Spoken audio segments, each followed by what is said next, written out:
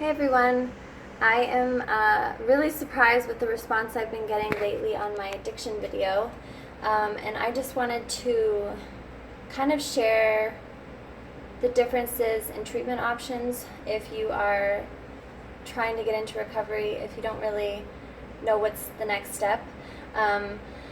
So the first thing I want to say is that if you are physically addicted to drugs or alcohol at this point in time, then the first thing that you need to do is get yourself into a detox. So that way you can get all the toxins out of your body. That way you can be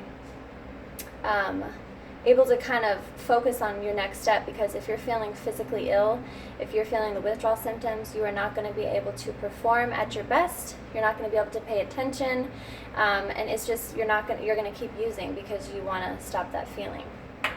So that would be my first suggestion. So when it comes to treatment, there's really two types of options. So there's either inpatient or there is outpatient. And I think that inpatient is the best route. But if you are new to this whole addiction thing, if you haven't been using for very long and you're not really sure if you are addicted or if you have a problem with it, but you just kind of want to test the waters, then I think that outpatient would be the best solution at first if you're not willing to do inpatient. Because I think inpatient should be the first option for everybody, just because it has more of a success rate, and it's better to do something really hard all at once than little bits and pieces of it over long periods of time, because you keep messing up, or you're not able to handle the non-structure that comes with outpatient. But so outpatient is a option, and what that looks like is it's like a part-time recovery. So you get to go to a facility about 10 to 15 hours a week. You get to work in a group setting. You get to work with counselors, licensed professionals to kind of help you understand addiction, what it is, where it comes from, and it helps you kind of decide, are you an addict? Are you someone who can't stop using? Are you considered someone who is an addict? And you also, with outpatient, they'll probably suggest that you go to AA or NA or any type of meeting that is for addiction. There's many different types of meetings for different types of people, whatever you feel comfortable with. There's Christian meetings, there's non-Christian meetings, so you just have to decide which of those you feel comfortable with. Also, they're going to want you to start the 12 steps, and there is a 12 steps Christian version, and then there is also the regular 12 steps with the big book and all that. They're also going to recommend that you get a sponsor, so you're going to have to find somebody that has long periods of recovery and that you see something that you want, that you are like, I really look up to that person. They have the kind of integrity that I want, the kind of responsibility, the whole person is something that you want to eventually have what they have. And you don't have to call it a sponsor, you can call it a mentor, anyone that can really help guide you through this process. So that's outpatient.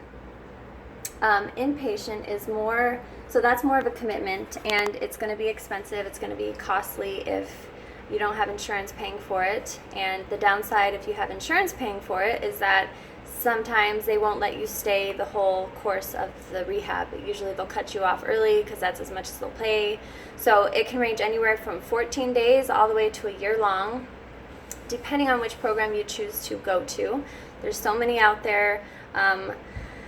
The program that I went to was free, but it was a year-long program, and it was very structured, it was very intense, and I needed that in my early addiction. I didn't know how to be a responsible adult. I didn't know how to have any type of like normal functioning behavior as an adult. I didn't know how to do any of that.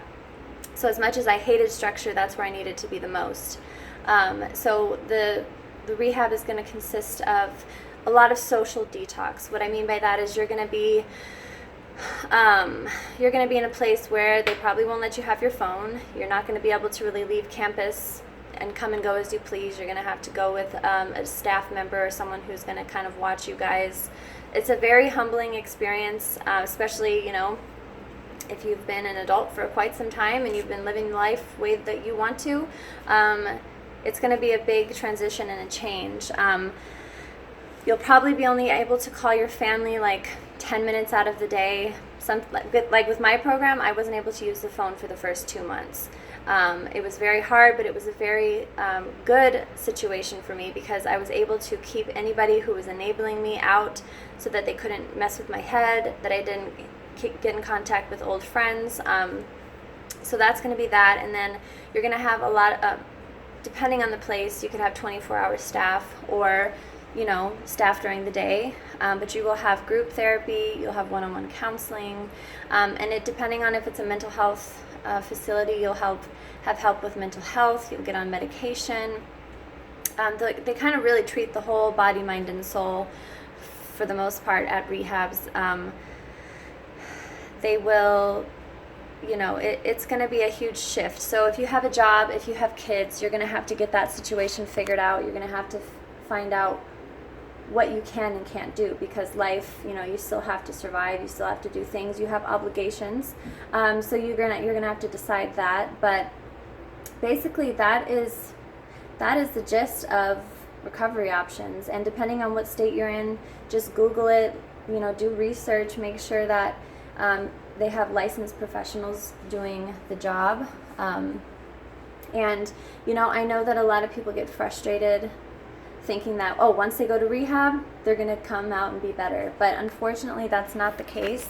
And a lot of people have to do recovery programs, detoxes, halfway houses, many times before they get it. So don't feel bad if you didn't get it the first time. Don't feel bad if you keep relapsing. Just keep coming back, keep trying, and just continue to want to better yourself, and don't allow yourself to continue living that way, because you have the choice to go and get help. You know, there's people out there. If you're someone who's filled with pride and you don't want to talk to your family, then you can watch videos such as mine or anyone else who is doing videos on addiction, and they can give you advice on what to do. Reach out to them. Don't be afraid, and just make sure that you stay focused on what's important, which is changing your life and transforming who you are, so that way you don't have to use drugs anymore. And I hope that this video helped you guys, and comment down below, let me know other videos that you would like me to do, and I hope you guys have a good day. I'll see you later. Bye.